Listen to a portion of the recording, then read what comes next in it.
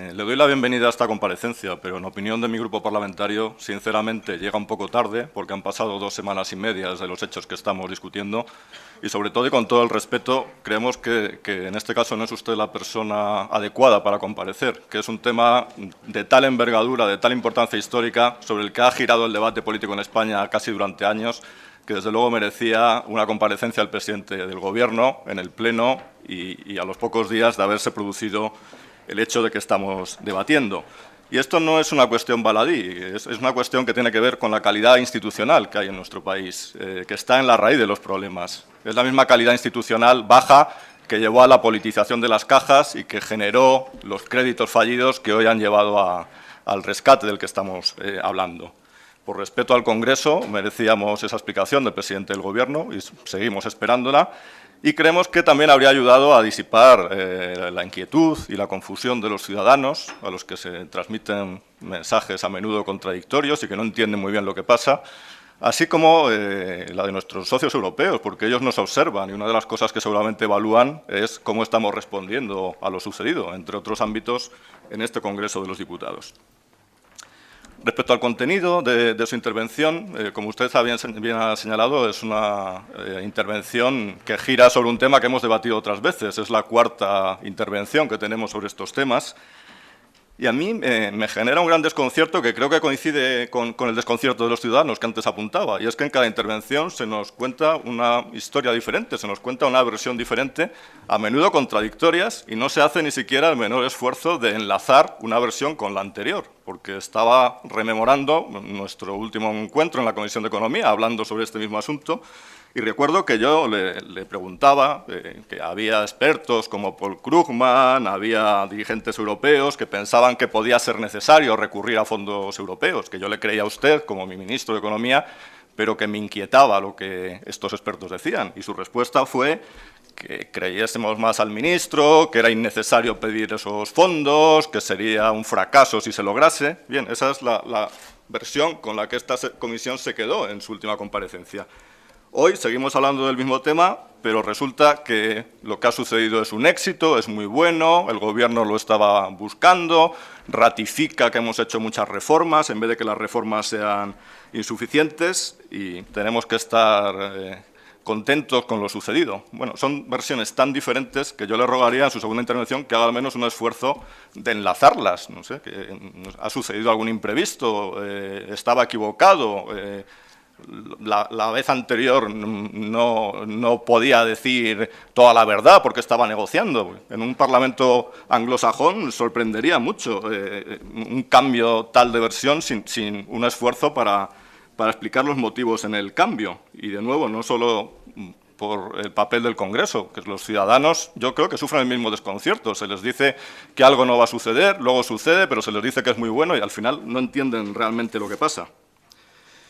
Lo único en común que suelen tener las comparecencias es que a todo el que plantea contradicciones, pues a menudo se le achaca o ignorancia, o que no ha leído documentos o reales decretos, o que tiene alguna mala intención. Lo aseguro que lo que le planteo no tiene ninguna mala intención, simplemente corresponde al papel que considero que debe ejercer esta comisión y a lo que los ciudadanos están esperando. Le pediría que aproveche esta oportunidad para disipar dudas y para aclarar lo sucedido.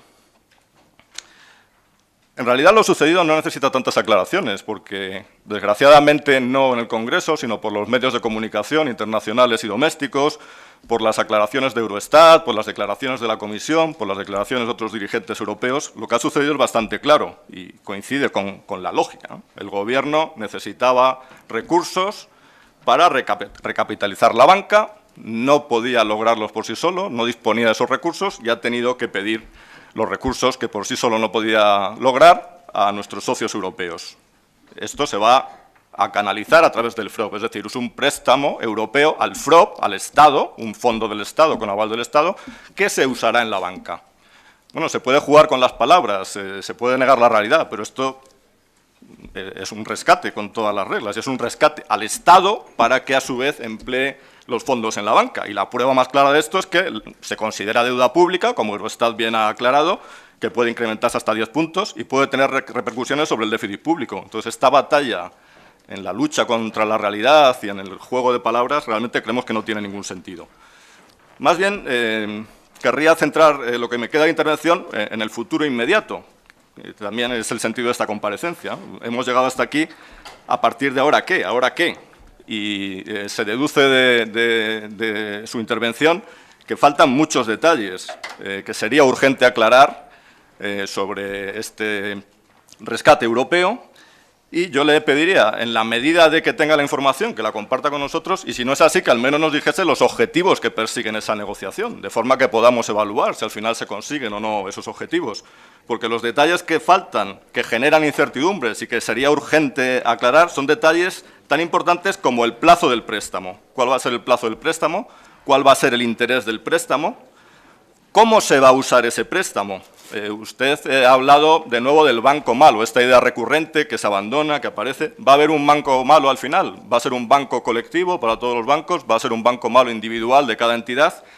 Y una pregunta muy importante, sé que somos muchos intervinientes, muchas preguntas, pero por favor, a esta le ruego que me conteste. ¿Quién va a decidir el uso de esos fondos? ¿Va a ser el Gobierno español quien recibe los fondos y decide su uso? ¿O va a ser la Comisión Europea? Porque usted parece que ha dicho que la Comisión quiere el banco malo. ¿Quién va a decidir el destino de los fondos? ¿El Gobierno español o la Comisión Europea? Respecto a la cantidad que se va a requerir, los dos evaluadores han llegado a una cifra en el análisis de arriba abajo. Ahora, como usted nos ha indicado, va a haber un análisis al revés, ¿no? de abajo a arriba, por 4 auditores. ¿Qué garantiza que las cifras coincidan o sean siquiera parecidas? Es decir, este análisis de la banca individual que van a realizar los 4 auditores podría llegar a un resultado diferente que las cifras agregadas que los evaluadores nos han proporcionado. Por otro lado, hay diferentes expertos que han estudiado estas cifras y plantean algunas dudas. Seguramente las dudas estén injustificadas, pero sería una buena ocasión de disiparlas con sus declaraciones en esta comisión. Ponen en duda, por ejemplo, que no se haya incluido la deuda soberana entre los activos objeto de análisis. Ponen en duda que no se hayan incluido las participadas. Y ponen en duda los supuestos sobre generación de beneficios de la banca en los próximos 3 años y la capacidad de absorber esas pérdidas. ¿Son dudas justificadas, en su opinión? Otra cuestión por dilucidar es la condicionalidad al sistema financiero. Aquí se admite que va a haber condicionalidad al sistema financiero, pero ¿en qué va a consistir? Y una cuestión concreta importante, ¿cómo va a afectar a los propietarios de participaciones preferentes, estas cientos de miles de personas que han comprado muchos engañados participaciones preferentes? Porque su destino no parece muy halagüeño, la verdad. Si va a haber limitaciones al reparto de dividendos, se habla como una hipótesis del bail-in, a los dueños de participaciones preferentes, esa condicionalidad financiera, ¿cómo les afectaría? La condicionalidad macroeconómica se nos dice que no existe. Sin embargo, el comisario europeo nos decía ayer que las recomendaciones de la Comisión van a ser obligaciones. El Gobierno lleva meses diciendo que no va a subir el IVA y el comisario y las instituciones europeas hablan de que se va a subir el IVA. Tal vez esa pueda ser una piedra de toque de esa condicionalidad macroeconómica o no. Según las repetidas declaraciones del Gobierno, el IVA no se debe subir. Según los que nos dan el préstamo, sí se debe subir. Otra cuestión importante, el préstamo se va a dar por tramos y el desembolso de cada tramo va a estar condicionado al cumplimiento de los criterios o se va a desembolsar de una única vez. Esto tiene relevancia también para la condicionalidad, porque aunque explícitamente no haya condicionalidad macroeconómica, si cada desembolso de un tramo va a estar ligado a la supervisión de la situación macroeconómica, pues bueno, no es una condicionalidad explícita, pero desde luego es una condicionalidad macroeconómica implícita, porque o uno cumple o no se desembolsa el tramo siguiente. Deduzco de su intervención que todavía sería posible que los fondos fuesen directamente a la banca. ¿Es eso así? ¿Sería posible? Si es así, el Gobierno debería luchar a fondo por esa posibilidad, porque sería la única forma de romper el círculo vicioso que se ha generado entre la crisis bancaria y la crisis de la deuda pública.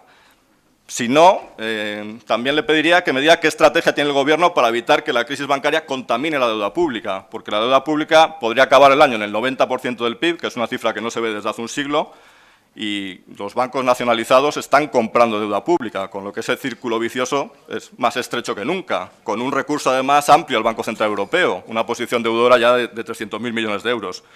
Si el banco no va directamente a la banca, ¿cómo romper ese círculo vicioso? Y para finalizar, parece que estas actuaciones forman parte de una estrategia europea más amplia. ¿Cuáles son los objetivos del Gobierno en esa negociación europea, en lo que se refiere a la unión fiscal, a la unión bancaria, a las políticas de estímulo, al papel del Banco Central Europeo?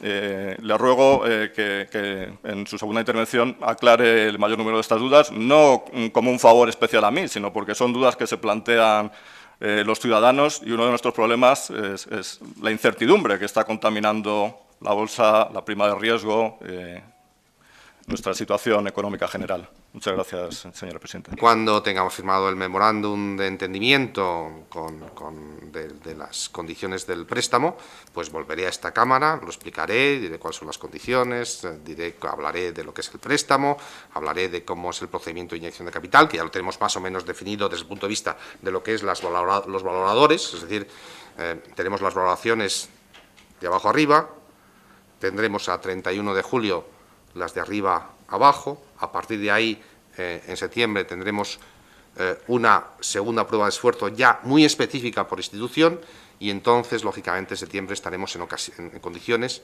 de definir cuál es la inyección de capital por las instituciones, repitiendo que la prioridad se va a poner en las nacionalizadas, en las 4 entidades que están en estos momentos nacionalizadas, que además son las que absorben un porcentaje elevadísimo de las necesidades de capital globales del sistema. El ministro de Economía es el miembro del Eurogrupo, y en el Eurogrupo es donde se negocian todas estas cuestiones. Es decir, la Comisión tiene un papel fundamental, pero después a nosotros el préstamo nos lo dan los Estados miembros a través del FSF o del ESM, que son las dos facilidades, una ya transitoria, pero que es la que está en vigor en estos momentos, y otra permanente, que esperemos que se apruebe en los próximos días. Pero ahí es donde se negocia, y ahí es donde negocia este ministro con sus colegas de otros ministerios de Europa. Por lo tanto, y no es ser pretencioso lo más mínimo, no creo que haya mucha gente que tenga más información que la que tiene el ministro con respecto a lo que son las condiciones, los préstamos, al respecto. Es decir, que si me permiten ustedes, para bien o para mal, el ministro de Economía va a ser el que va a poder darles la información de primera mano al respecto, y con todo el detalle y con toda la profundidad que ustedes me requieran. El uso de los fondos, aquí yo creo que hay dos aspectos. Uno, las condiciones del préstamo, y en segundo lugar, lo que es después la inyección del capital. Aquí lo que le puedo decir es que las condiciones del préstamo, existen unas directrices tanto en el FSF como en el SM, es decir, en la facilidad transitoria, como en la permanente. Pero vamos, lo que sí también les puedo decir es que las condiciones son mucho mejores que las que tenía el FROB. Y después, otra vez, el tema, las condiciones adicionales, las condiciones son bancarias. Es decir, cualquier decisión desde el punto de vista de política económica que no tenga que ver con el sector financiero se tomará en función de procedimientos específicos y decisiones específicas de política económica, que no tiene absolutamente nada que ver con lo que es el préstamo que hemos solicitado y la ayuda financiera que hemos solicitado.